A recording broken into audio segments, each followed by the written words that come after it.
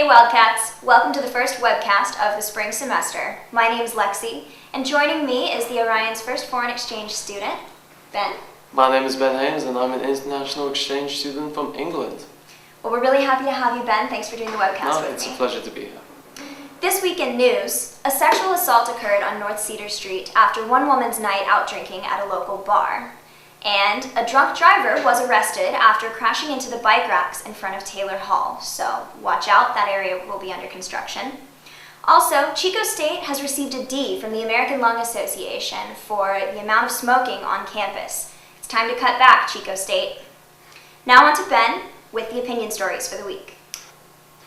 Following last semester's notable scandal, here's one student's opinion on what is considered academic dishonesty. And is anyone out there having troubles with their roommates? If so, check out Lucas Meek's section in the opinions. And now Lexi with features. What are you doing? Oh, I'm sorry. I was feeding my Instagram addiction. On the cover of features this week, we talk about why students are so in love with the new app. And speaking of the gym, there's a lot of services that the rec offers that most students know about, but there's plenty that people don't, from the rock climbing wall to the personal training. Be sure to check out Stephanie Geski's story this week to figure out everything that you can get out of the rec. And now to Jen Moreno with how to get from point A to point B in Chico.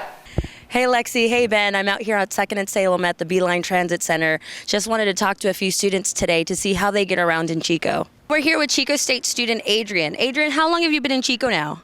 Since August of last year. Okay, and so for a few months now, and so do you take the bus to commute around Chico? I take it whenever I go out of town away from campus because, you just swipe your ID and it's a free pass, so it's easy commute.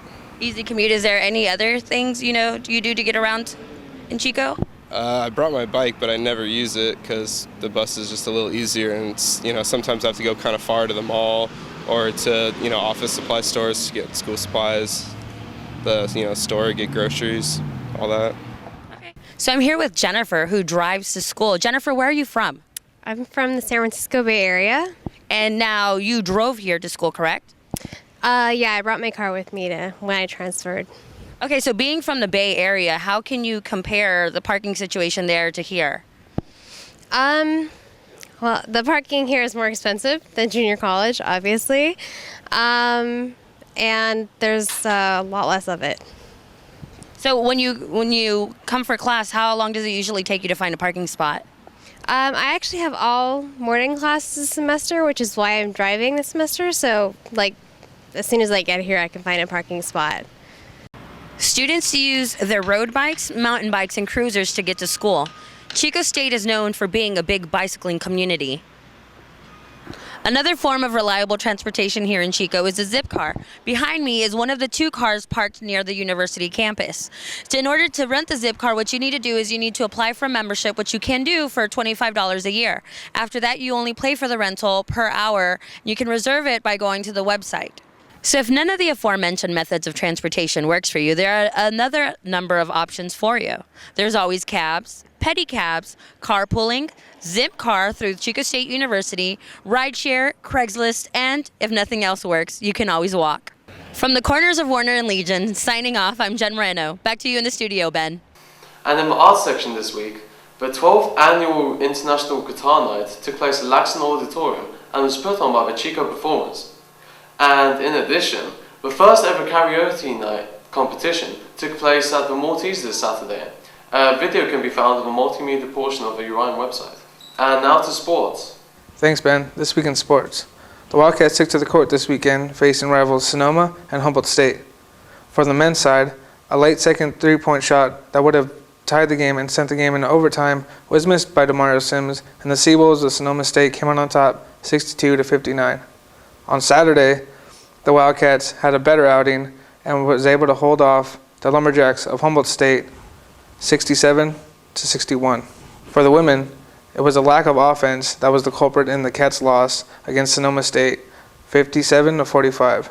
And on Saturday, the Cats were able to find their offensive rhythm and dominate the Lumberjacks of Humboldt State 90-67. Broncos and Gators invade Acker Gym this weekend as Cal Poly Pomona and San Francisco State challenged the Wildcats in their last regular season matchup. Both the men and women fell short to Cal Poly Pomona earlier this season, however, were able to top San Francisco State in the first season matchup.